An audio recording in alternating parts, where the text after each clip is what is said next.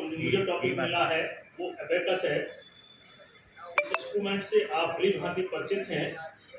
केवल इसका जो बेस्ट किस तरीके से यूज किया जाए इस सेशन का उद्देश्य है।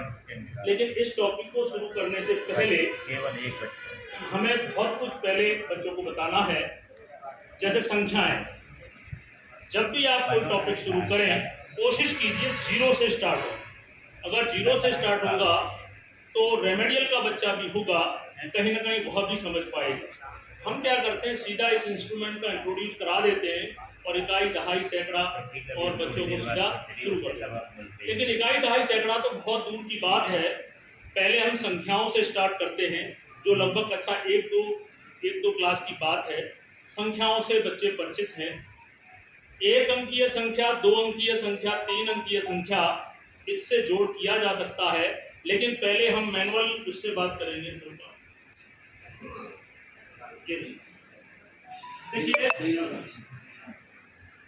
जैसे हम सामान्यतः 34 प्लस 68 34 प्लस 38 हम लोग सामान्यतः 8 और 4 12 का 2 इधर और हासिल 1 और 3 4 और 6 10। मैं समझता हूं हम सभी लोग इसी तरीके से बच्चों को सिखाते हैं। अच्छा है, गलत कुछ भी नहीं है। हम जो सिखा रहे हैं वो सब कुछ बढ़िया है, गलत कुछ भी नहीं है। लेकिन अब इसमें बेस्ट और क्या इनोवेशन किया जा सकता है, इस चीज को और किस सरलतम तरीके से पेश किया जा सकता है, प्रस्तुत किया जा सकता है, इस पर चिंतन मंथन होना चाहिए।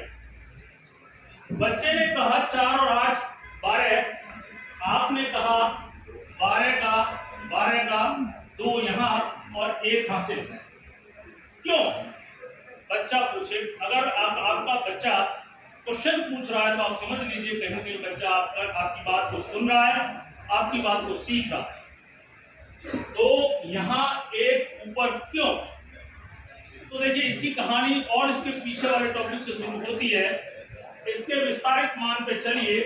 विस्तारित मान है हमारा 30 प्लस 4। 34 को हम 30 प्लस 4 विस्तारित रूप में लिख सकते हैं। और यह है आपका 60 प्लस 8। क्या मैं सही हूं? ठीक है ना। अब यहाँ पे हम जोड़ते हैं 4 और 8 कितना होता है? 12। 12 का भी विस्तारित मान है 10 प्लस 2। अब ये 10 जो है, मैं एक्चुअल में यहाँ पे 2 लिख रहा हूं, ये 2 तो मेरा ये वाला है।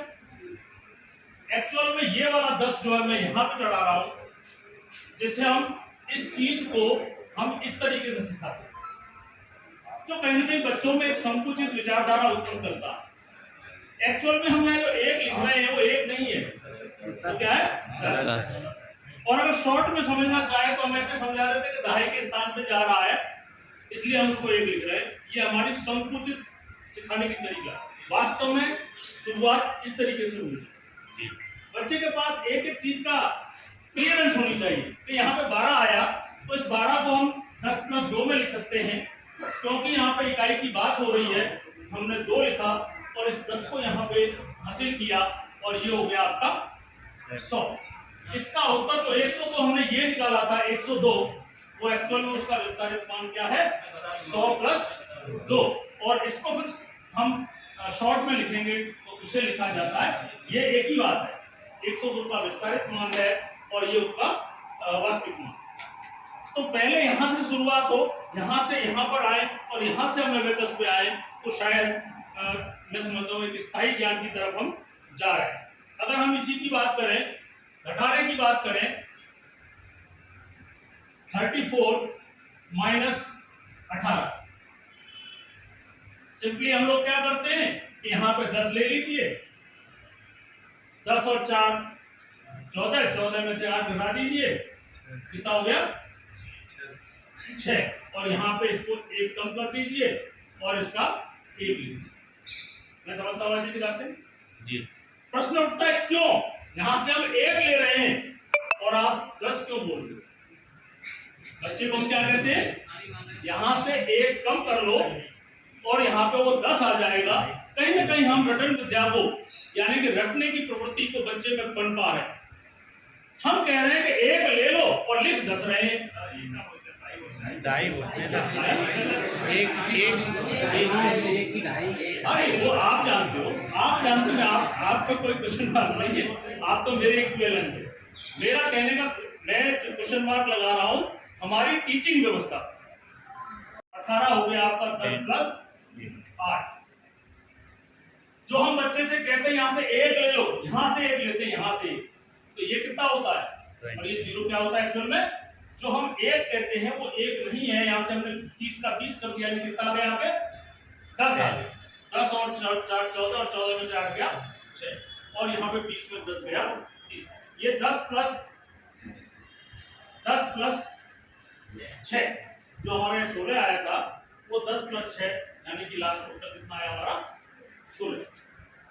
तो कहीं ना कहीं इससे आप इस पे आइए, इस चीज से इस पे आइए और इस चीज से अब बात आती है संख्याओं की।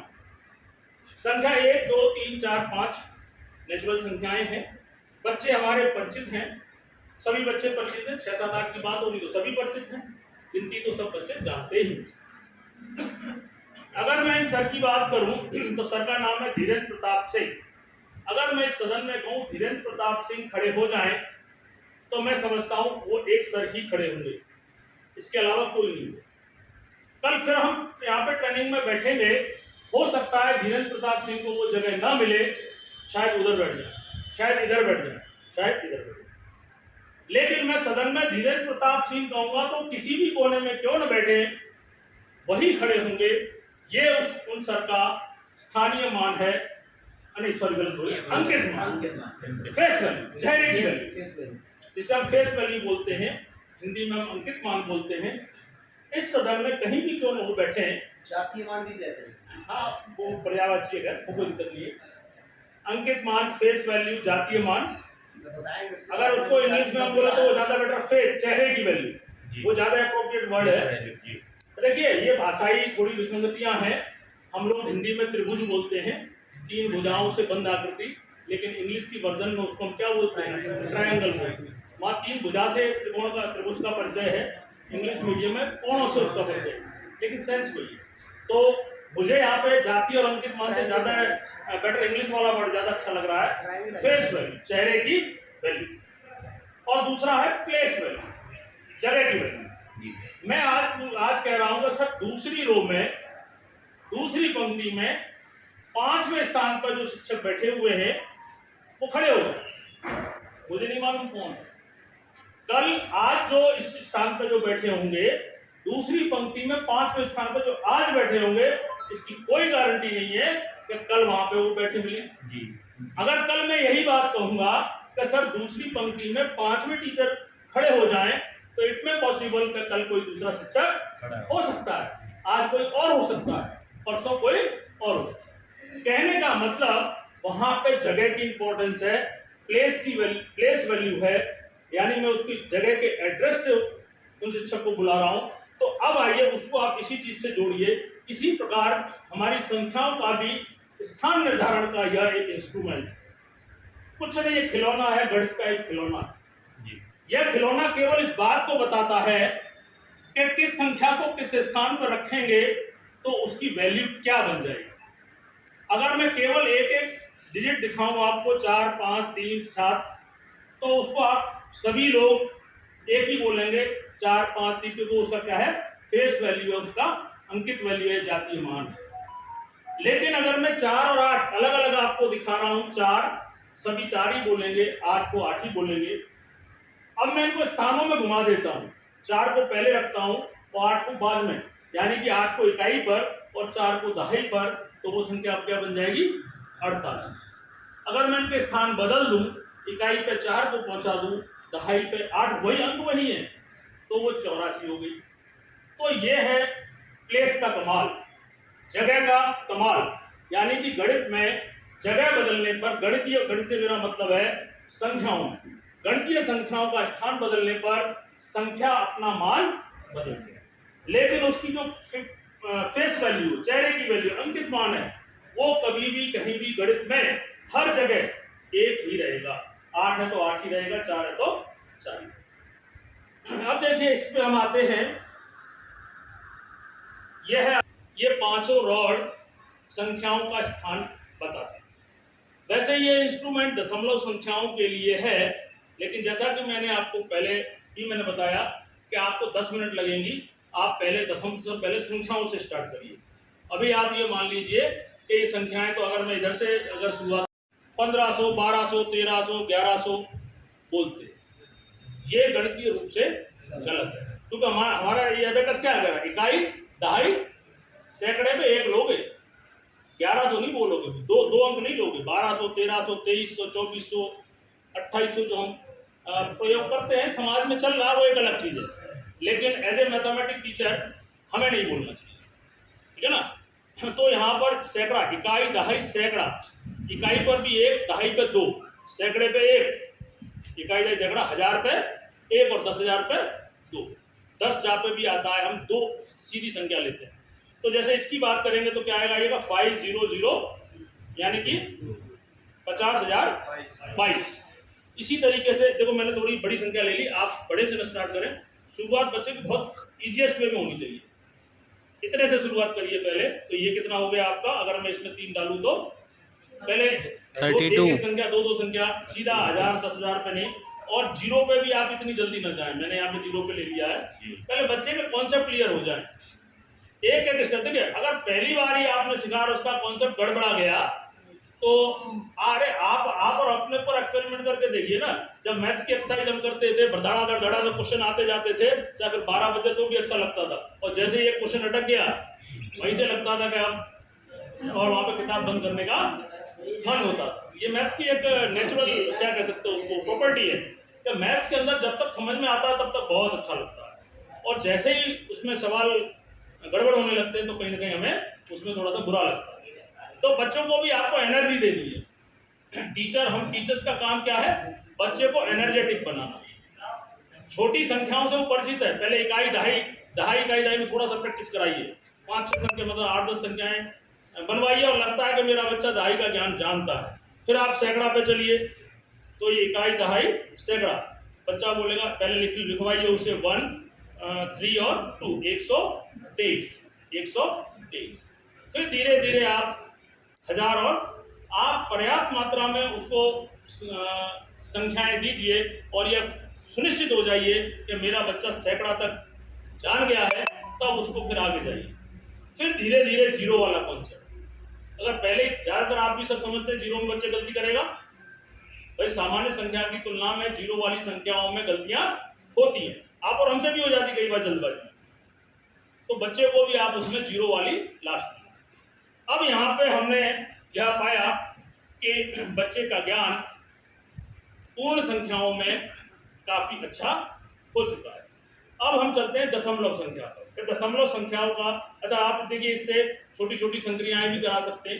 देखो इसकी, देखिए इसकी एक विशेषता और है, इसमें आपको 9 ये आएंगे मोती, 9 से ज्यादा नहीं आएंगे। जैसे ही आपका 10वां मोती होगा तो वो हासिल वाला जो कॉन्सेप्ट है, जैसे यहाँ पे मान लो 9 है, और जैसे ही 10वां आएगा तो फिर यहाँ पे वो 1 हासिल हो जाएगा, और 9 जैसे 10 आते हैं, मान लो इसमें 10 मोती हो जाते हैं, तो 10 का तो यहाँ पे लिखेंगे नहीं, 10 का क्या करते हैं, जीरो ही तो पीछे छोड़ते थे, ये सारे खाली हो जाएंगे, और 10 का यहाँ पर 1 जाएगा, 10 का 10 नहीं जाएगा, 10 का क्या करेंगे, 1 जो हम हासिल चढ़ाते हैं, ठीक है ना। तो इस तरीके से इस रॉड की विशेषता है, इसमें अधिकतम आपके मोती कितने आएंगे, 9, ठीक है ना, 9 से ज्यादा नहीं आएंगे। अब देखिए छोटा छोटा जोड़ आप इससे करा सकते हैं। आप 2 एबेकस ले लीजिए, 2 एबेकस हम ले लेते हैं पैरेलली, और मैंने पहले ही आपको कहा शुरुआत हमें सरलता से करनी है, फिर जैसे जैसे आपका बच्चा आगे बढ़ता जाए आप उसमें थोड़ी टिपिकल संख्याएं डालते जाए। 1 एबेकस ले लिया, हमें सिखाना है जोड़, 1 एबेकस मैंने और ले लिया, ऐसा ही सेम उसको पैरेलल में रख दिया। इस प्रकार से रखा कि उसकी इकाई की रॉड इकाई से मैच हो, दहाई की रॉड दहाई से मैच हो, सैकड़े की सैकड़े से। उद्देश्य यह है कि बच्चों को जोड़ सिखाना। फिर वही बात, शुरुआत छोटे से करनी, ऐसा नहीं कि इसमें 8 रॉड हो और उसमें 6 हो, तो 8 और 6 कितना हो गया, 14, फिर वो बच्चा बिलबिलाता फिर नहीं, पहले छोटी छोटी, 2 हैं, दूसरी रोड में यहाँ पे एक एक बढ़ा के रख लीजिए, इस वाले में 3 रख लीजिए, इसमें 4 रख लीजिए और इसमें 2 रख लीजिए, पैरेलल में रख दीजिए। और हमें कहना है कि बच्चों पहले तो ये संख्या लिखवा लीजिए, बच्चे से संख्या लिखवा लीजिए, दूसरे अबैकस में है वो संख्याएं लिखवा लीजिए, क्योंकि बच्चा आपकी संख्याओं को जानता है। उस संख्याओं को मैनुअली उसकी कॉपी को उसको कहिए कि करिए, जोड़ तो वो कर ही लेगा, 6, 7, 8 का है बच्चा, जोड़ कर लेगा। अब आपको उस बच्चे को केवल इस इंस्ट्रूमेंट का प्रयोग उस जोड़ को रोचकता देना, उस जोड़ में इंटरेस्ट पैदा करने के लिए आपको इस इंस्ट्रूमेंट का प्रयोग करना है। मैथमेटिकल किट का उद्देश्य क्या है? केवल और